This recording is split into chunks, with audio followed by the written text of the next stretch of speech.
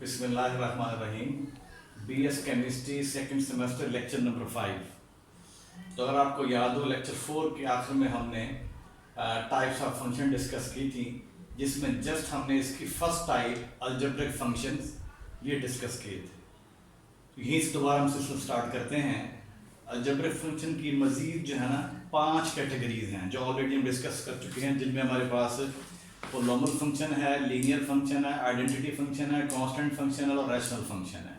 ठीक है जी, यहाँ तक हमने ऑलरेडी जो है लेक्चर 4 में किया था। अब हम चलते हैं टाइप नंबर 2 की तरफ। टाइप नंबर 2 जो है ये हमारे ट्रिग्नोमेट्रिक फंक्शंस हैं, कि जो ऑलरेडी हम 9th और 10th में भी इनको हमने डिस्कस किया होगा। ठीक है, तो इनको हम डिनोट करते हैं और डिफाइन करते हैं कुछ इस तरह। ये 6 होते हैं जो ट्रिग्नोमेट्रिक फंक्शन है। बेसिक 2 होते हैं, लेकिन बाकी 4 जो है इन 2 से डिफाइन होंगे।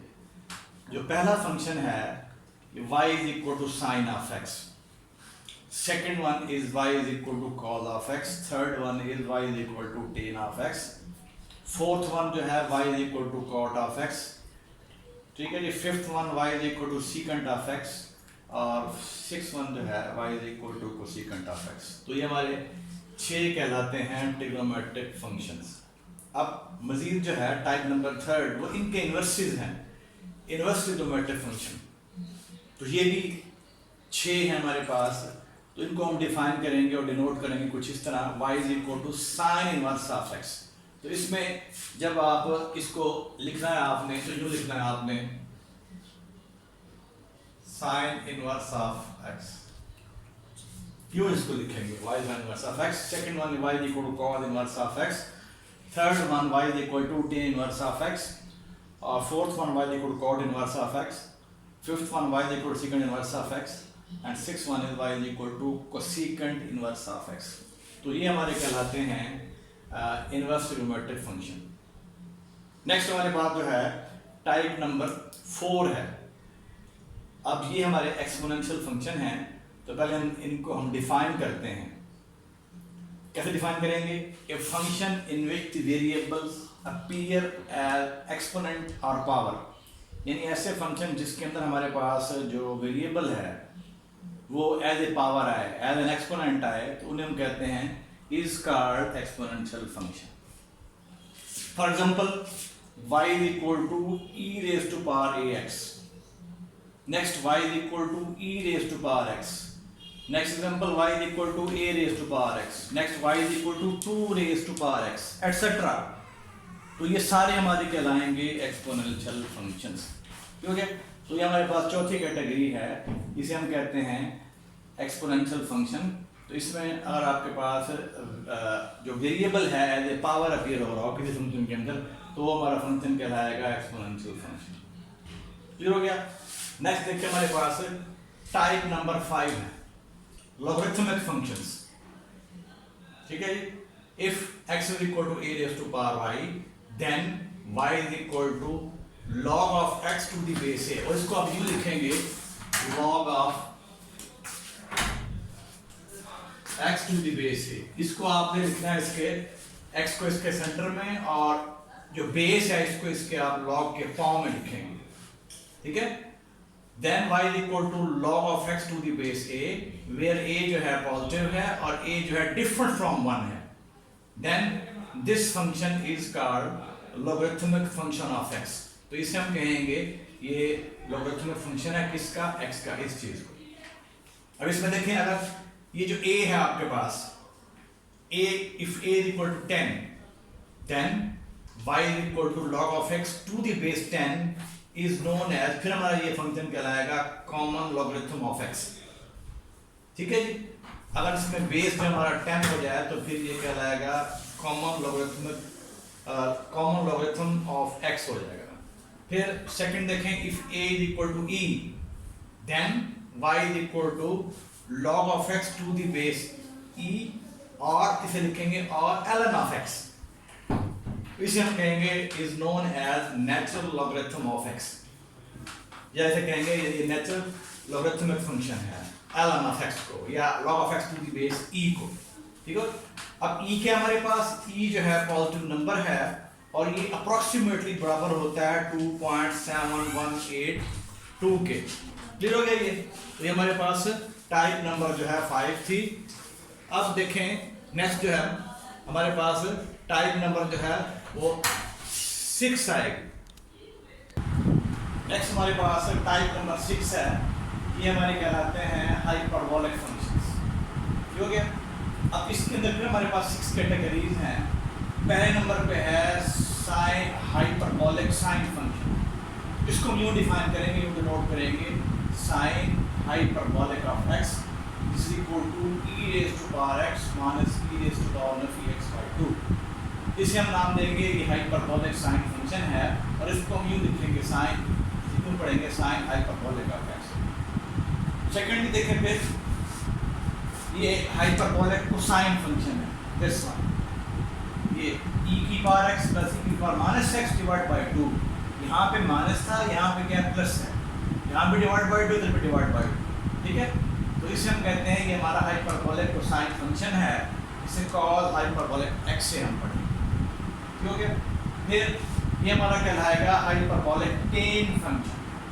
तो ये इसे यूँ लिखे पढ़ेंगे हम, tan hyperbolic of x is equal to e raise to power x minus e raise to power -x और डिवाइड बाय e की पावर x प्लस e की पावर -x।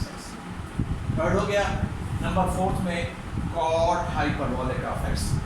ठीक है? तो इसे कहेंगे हाइपरबोलिक कोटेनियट फंक्शन है, और ये बराबर है e की पावर x प्लस e की पावर -x और डिवाइड बाय e की पावर x माइनस e की पावर -x। नंबर 5 पे है सीकेंट हाइपरबोलिक ऑफ x। तो ये अगर आप रिकॉल करें तो ये इसका रेसिप्रोकल है।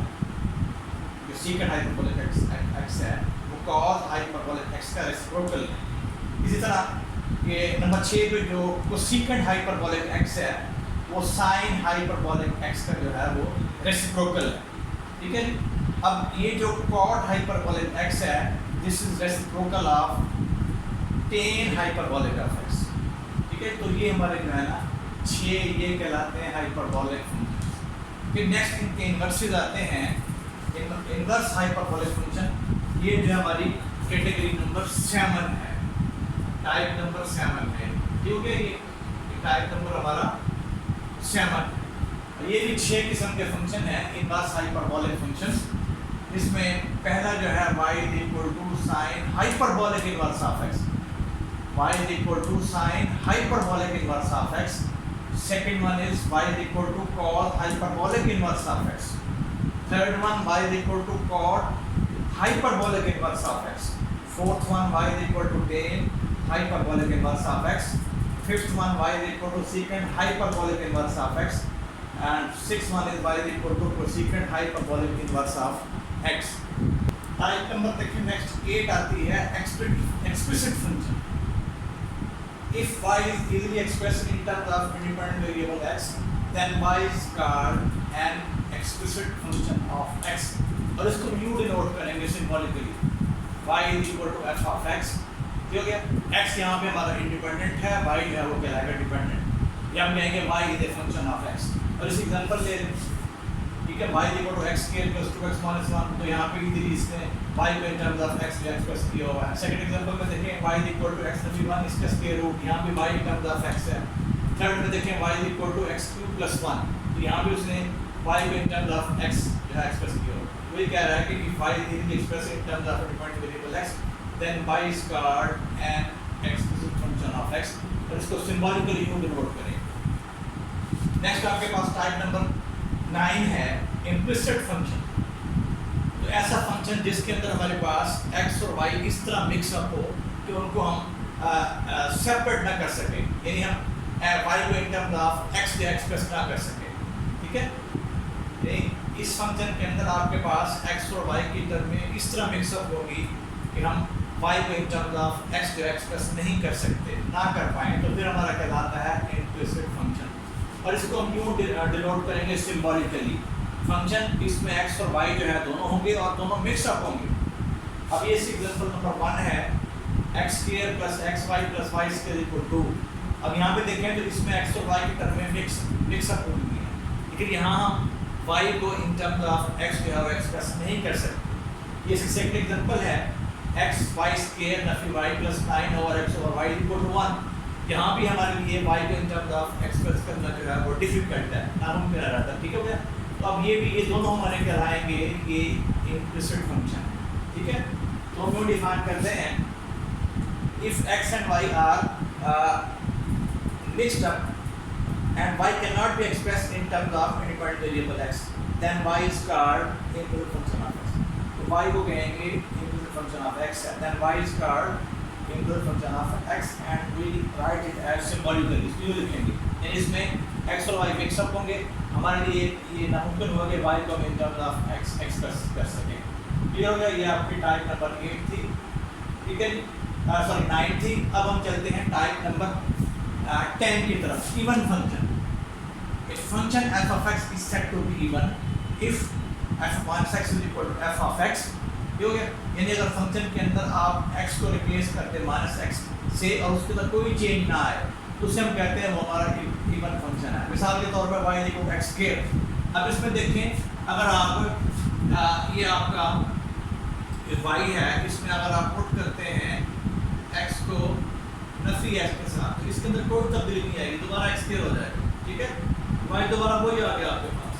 ठीक है, तो हम कहेंगे हमारे पास जो है ये y equal x square, this is even function, ये हमारा इवन फंक्शन है। इसी तरह यहाँ पे देखें कि y इक्वल टू, अगर आप x को नफी x से रिप्लेस कर दें cos ऑफ माइनस x, तो ये फिर आपके पास आ जाएगा y of cos of x, यानी दोबारा फिर ये y आ जाएगा आपके पास। ठीक है, ठीक है ना। तो ये हमारा कहलाएगा इवन फंक्शन। अब इसको हम यूं भी लिख सकते हैं, और मैं आपके लिए जरा इसको आसान कर देता हूँ ताकि आपको ये क्लियर हो जाए।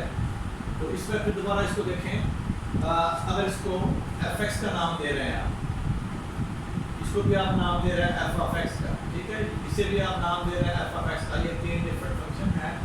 ठीक हो गया। अब अगर आप देखें इसमें अगर आप x को रिप्लेस कर रहे हैं किसके साथ, माइनस x के साथ, तो minus x this is equal to आ जाएगा नफी x का स्क्वायर, ये हो गया, और ये फिर बराबर है x स्क्वायर के, और ये फिर आपके पास f of x हो गया। ठीक हो गया। तो f of माइनस x जो है ये बराबर है f of x के, तो इसे हम कहेंगे ये हमारा इवन फंक्शन है, और ये पहली एग्जांपल है।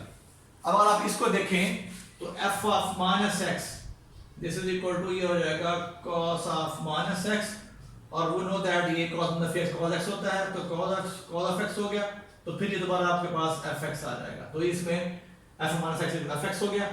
तो दिस इज आल्सो इवन, ये भी इवन फंक्शन है। इस तरीके से ये भी आपका इवन फंक्शन है। ठीक है।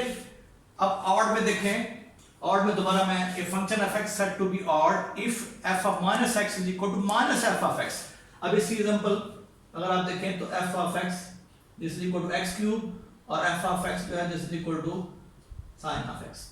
हो गया। अब इसमें देखें, अगर आप x को नफी x से रिप्लेस करते हैं इसके अंदर, तो ये आ जाएगा नफी x की पावर 3, और ये हो जाएगा माइनस x की पावर 3, और ये हो जाएगा माइनस f of x। ठीक है। तो f of माइनस x जो है ये बराबर है माइनस f of x के, तो हम कहेंगे देयरफॉर कि ये जो आपका फंक्शन है ये ऑड फंक्शन है। इसी तरह इसमें अगर आप x को नफी x से रिप्लेस करें तो ये आ जाएगा sine of minus of x, और ये बनता है माइनस साइन ऑफ x, और ये हो जाएगा नफी f of x। ठीक है। तो ये भी हमारा जो है कहलाएगा ऑड फंक्शन। ठीक है। तो ये हमारे पास 11 टाइप थी फंक्शंस की। फिर देख लें, मैं दोबारा रिपीट करता हूं, नंबर 10 और 11 even function. A function fx is said to be even if f minus x is equal to f of x। ये इसके एग्जांपल्स हैं, fx is equal to x square, ठीक हो गया, और cos x is equal to fx is equal to cos of x, और fx is equal to x4 plus x square। तो इसमें देखिए इसको हम इवन कह रहे हैं, क्यों कि अगर आप इसमें x की जगह माइनस x रिप्लेस करें तो यह आएगा नफी x का स्क्वायर, और ये x स्क्वायर हो गया, और ये फिर बराबर आपके पास fx के। तो ये आपका जो डेफिनेशन है यहाँ पे ये फुलफिल हो रही है। तो इससे हम कहेंगे कि जो फंक्शन है ये हमारा इवन है। इस तरह ये भी आपका इवन फंक्शन है, ये भी इवन है। फिर ऑड की तरफ आते हैं, ए function fx is said to be odd if f of minus x is equal to minus f of x। तो इस पे आपने क्या करना है, जहाँ पे x है वहाँ माइनस x पुट करेंगे, इधर भी, तो यहाँ पे आ जाएगा माइनस x क्यूब। क्लियर हो गया। अब माइनस fx, तो f minus x equal to minus f of x, तो ये हमारा फंक्शन जो है ये कहलाएगा ऑड फंक्शन। सिमिलरली ये भी हमारा जो है ये ऑड फंक्शन है।